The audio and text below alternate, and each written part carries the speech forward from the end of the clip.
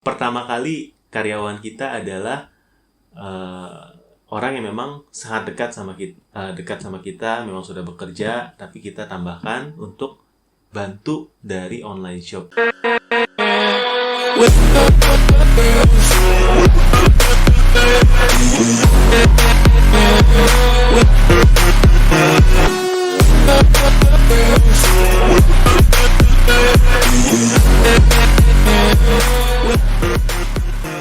Halo sahabat Om Botak, kembali lagi di channel Cerita Om Botak. Ya, thank you banget buat teman-teman yang udah support channel ini selama ini. Dan buat teman-teman yang baru, jangan lupa untuk klik subscribe, karena setiap minggu kita akan memberikan konten-konten yang akan membantu teman-teman dalam berjualan online di marketplace.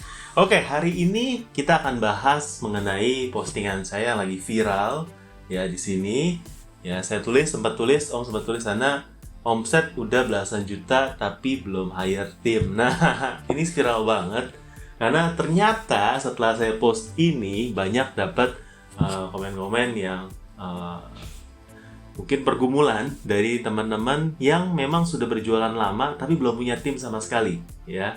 Nah, sebenarnya ya, kapan tepatnya kita harus sewa tim atau karyawan dalam berjualan online? Nah, ini ya, hari ini kita akan bahas ini, ya.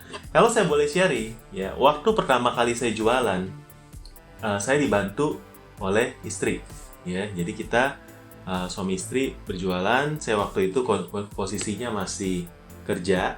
Jadi setelah pulang kerja, saya ikut packing, baru saya malam-malam kirim ke ekspedisi yang masih buka di daerah tempat saya tinggal. Nah, seiring dengan kenaikan paket, ya makin kewalahan. Ya, saya malah sempat di kantor juga saya packing, terus saya kirim pas jam istirahat. Dan istri juga waktu itu juga udah nggak sanggup lagi packing di rumah, ya karena sambil ngurus anak dan sambil ngurus rumah tangga. Ya, akhirnya kita mulai hire pembantu harian yang memang sudah bekerja di rumah. Jadi ada pembantu harian, ya,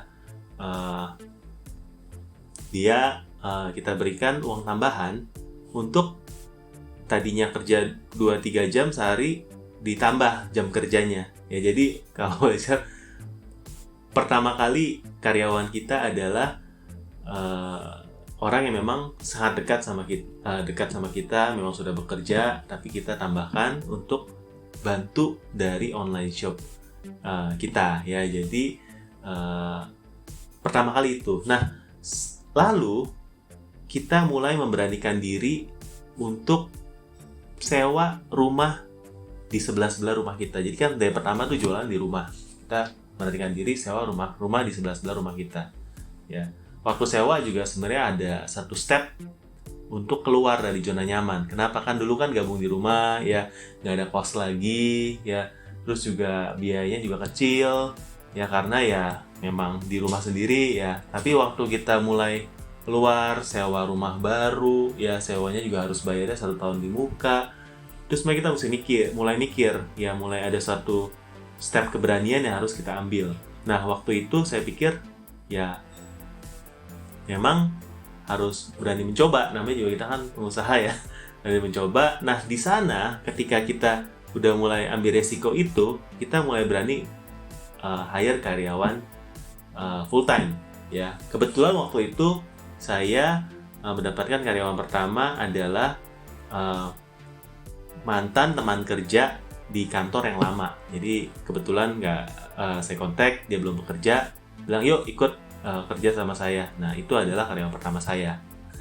Ya, jadi perlu benar-benar suatu keberanian untuk keluar dari zona nyaman itu.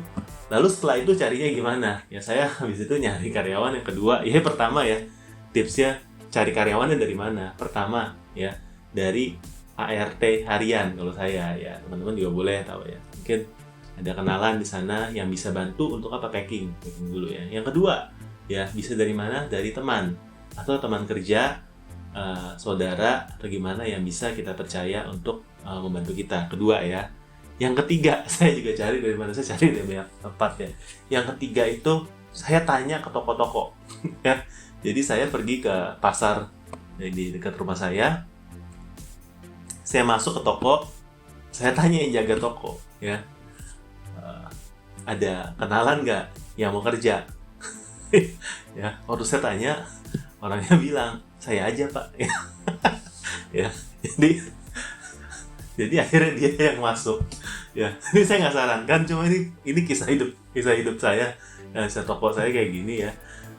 Biasanya tanya ke mana minimarket, tanya ke toko-toko, ya dia kenalan mau cari kerja nggak? Ya apalagi zaman sekarang harusnya banyak ya. Jadi bantu lingkungan sekitar kita dari yang paling dekat ya, orang-orang yang terdekat di sekitar kita banyak yang perlu kerja. Nah, seiring dengan berjalannya waktu, kita sudah mulai punya tim ya, itu udah lebih mudah lagi ya. Pertama kita cari dari tim kita dulu, ada teman kamu yang mau kerja nggak ya, terutama bagi orang-orang yang kita lihat memang berpotensi bagus kerjanya, kita tanya temennya ya, karena biasanya orang yang bagus akan bawa teman yang bagus juga. Nah, jadi itu tipsnya ya, orang yang bagus biasa akan bawa teman yang bagus juga. Kita tanya, ada teman kamu yang seperti kamu nggak? Nah, orang yang kira-kira cocok kerja di sini. Nah, biasanya dari sana dapat banyak lead yang bagus ya, nggak cocok juga ada ya. Dan beberapa cara lagi, kita juga suka pasang iklan di sosmed kita, lalu juga di OLX ya. Ya memang lucu, tapi kita sering dapat referral yang bagus dari OLX ya. Kalian tahu aplikasi OLX biasanya buat jual beli barang bekas, tapi sebenarnya ada fitur lowongan kerja. Nah, ini saya nggak di-endorse sama OLX, tapi memang saya pernah pakai OLX buat cari lowongan. Ya teman-teman juga boleh cari ya, karena dia ada fitur yang terdekat, jadi bisa dilihat di filter dari orang-orang yang terdekat yang lagi nyari kerja, siapa kita pasang, ternyata banyak juga respon yang bagus masuk dari sana ya. Jadi ini caranya kita cari karyawan ya, cari tim dari sana. Nah, omsetnya berapa sebenarnya ini tergantung dari kepedean kalian ya. Kepedean gimana ya, bukannya over pede ya, tapi begini, sebagai owner kita harus punya mindset untuk delegasi, hal-hal yang bisa kita delegasi, supaya owner ini yang paling mahal adalah waktunya dan pikirannya. Waktu dan pikiran kita harusnya fokus untuk memikirkan bagaimana perusahaan kita ini mau dibawa kemana nanti ya. Jadi bukannya packing, bukannya chat itu nggak penting, bukannya foto produk nggak penting, bukannya checking barang itu nggak penting, tapi lebih daripada sebagai seorang pemimpin dalam perusahaan, harusnya kita mengerjakan hal-hal yang orang nggak bisa kerjakan. Kita adalah roh dari perusahaan itu ya, jadi benar-benar kita fokusnya di sana ya teman-teman ya. Jadi fokusnya di sana.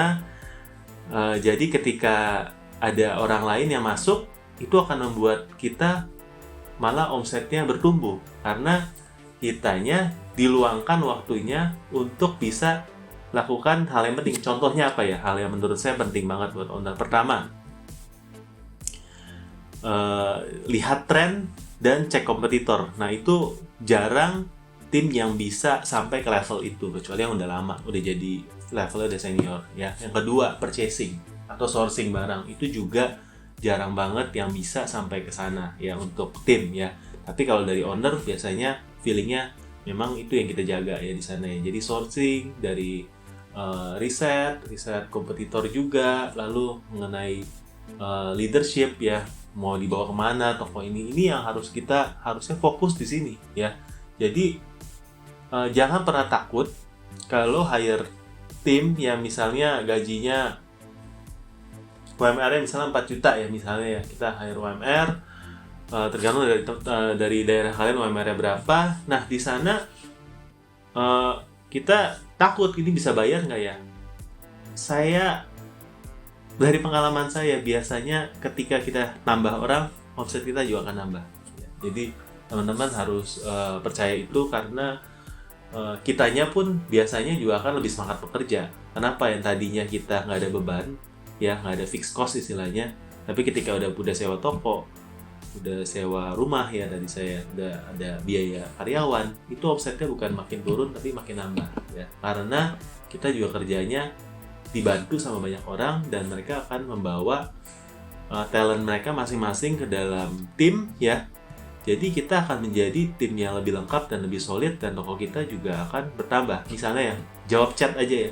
Kalau kita jawab chat sendirian, kalau toko lagi rame dan dibandingkan dengan kalau misalnya tim kita udah ada 5 orang yang jawab chat 5 orang misalnya, pastinya kita akan bisa handle orderan waktu event lebih mudah daripada kita sendiri. Jadi kembali lagi, jangan pesimis ya, tapi dicoba dulu ya. Karena memang saya tahu yang paling susah adalah hire tim yang pertama. Setelah udah pertama, lalu yang kedua, ketiga, keempat, dan selanjutnya itu akan jauh lebih mudah. Ya, selalu yang paling sulit adalah langkah pertama kita untuk hire. Ya, jadi teman-teman yang masih ada kegalauan, yang kesulitan, coba chat di kolom komentar ini ya. Nanti mudah-mudahan buat teman-teman yang beruntung, nanti kita akan bahas di sesi Q&A berikutnya. Nah, teman-teman, apa sih sebenarnya jabatan dari posisi-posisi tim dari toko online? Nah, kita akan bahas ya, ini jadi sesi kedua kita ya. Pertama tadi kita udah bahas kenapa harus hire. Karena kalau kita nggak hire, kita nggak akan siap dikasih omset yang lebih besar, karena kan tenaga dan waktu kita kan terbatas ya. Kalau ada tim, pasti kita akan sanggup dikasih project yang lebih gede lagi ya. Apalagi waktu event-event nanti ya. Bentar lagi kita mau ada event lebaran ya, 55, 44 itu pastinya akan bagus banget ya. Tapi kalau nggak ada tim, kita nggak akan sanggup untuk proses orderan, malah cancel semua, rating toko jadi jelek ya. Nah, yang kedua, sebenarnya apa sih fungsi-fungsi yang ada di dalam toko online? Oke, nah biasanya saya akan mulai dari order dari yang tenaga kasar dulu ya. Kasarnya dari apa? Dari orang yang akan bantu kita packing ya. Kenapa? Karena packing itu basic ya. Seharusnya sebagai online shop semua harus bisa packing ya. Jadi yang akan bantu packing dulu ya, itu nggak perlu skill yang kayak gimana, mudah sekali diajarkan ya. Tapi tetap penting karena packing yang jelek bisa membuat reputasi toko kita jelek juga. Jadi pertama biasanya saya akan hire packing. Yang kedua biasanya saya akan mulai hire admin online shop yang mulai balas chat ya. Balas chat aja kita akan mulai transfer knowledge kita ya, transfer knowledge produk, gimana gaya kita dalam membalas chat, yang dalam memproses pesanan, lalu kita bisa ngajarin ngeprint kayak gimana. Jadi biasanya pertama packing ya, terutama buat teman-teman yang punya stok sendiri ya, buat teman-teman dropshipper biasanya mulai langsung ke yang balas chat. Oke? Ya, packing, admin ya yang balas chat, dan yang ketiga biasanya adalah picker posisinya. Ya. Jadi picker itu apa? Kita di packing namanya biasa packer. Jadi orang bilang packing, packer. Picker ini yang ngambil barang, packing yang ngepack barang ya. Nah, ya. Fungsi dari picker itu apa? Fungsi dari seorang picker adalah dia harus ngambil barang dari gudang, nyocokin sama surat jalan dari marketplace ya. Resinya kita cocokin di sana, jangan sampai barangnya itu salah, dan jangan sampai kuantitinya atau jumlahnya salah. Karena seringkali kan kalau picker ini memang kita harus ambil orang yang teliti ya, yang teliti dan gak buta warna biasanya. Soalnya pernah dapat yang buta warna, nanti antara warna biru sama warna hijau ini nggak bisa bedain, susah nih kalau gini, sering komplain nih nanti orangnya. Jadi utamakan yang teliti ya, yang memang membuat pelayanan toko kita maksimal. Jadi ini 3 ya, ada picker, packing, ada yang picker, packing, dan admin online shop. Jadi ada 3. Nah, ini biasanya untuk yang basic banget ya, perlu 3 posisi ini. Nah, gimana untuk toko yang advance, yang udah besar? Ya, jadi kalau Anda punya 3, dan pasti online shopnya terus bertambah ya. Mudah-mudahan apalagi buat teman-teman yang nonton channel ini ya, saya doakan karyawannya bisa bertambah, bisa membuka lapangan kerja sebesar-besarnya buat orang-orang yang ada di sekeliling kita ya. Bantu ekonomi lokal ya, kita mau hire, mempekerjakan teman-teman yang ada di sekeliling kita, ya teman-teman kita, orang-orang dari sekeliling dari rumah kita. Nah itu memang kita gunanya online shop seperti itu, buka lapangan kerjaan guys ya, bantu UMKM Indonesia ya. Nah yang kedua, gimana nih ya, udah ada picker banyak ya, packer juga, lalu juga ada admin online shop ya. Nah ini biasa kita bagi-bagi lagi ya. Dari sisi admin, biasa kita akan mulai bagi, ada tim konten ya. Kontennya apa? Zaman sekarang udah harus ngedit foto, ngedit video buat dimasukin ke dalam konten ya. Ada tim sosmed juga ya, mungkin itu sama biasanya ya. Ada tim promo yang bisa mengajukan promo-promo ke marketplace ya, atau biasa kita sebut dengan kepala toko ya, karena dia bisa handle satu toko itu secara maksimal. Ada juga mungkin dari sana yang masuk ke bagian administrasi, mungkin lebih ke arah pajak ya. Kita kan perlu bayar pajak ya, terutama teman UKM juga ada pajak UKM yang harus kita bayar. Ada tim finance yang mengecek pembayaran dari marketplace, dicocokin apakah sudah sesuai atau belum sama uang yang memang harus dibayar atau ada potongan-potongan apa ya. Ada tim purchasing yang akan bantu kita dalam purchase barang ya, dan handle pembayaran-pembayaran ke supplier ya. Jadi semakin besar itu semakin kompleks, dan itu harus bentuknya seperti perusahaan ya.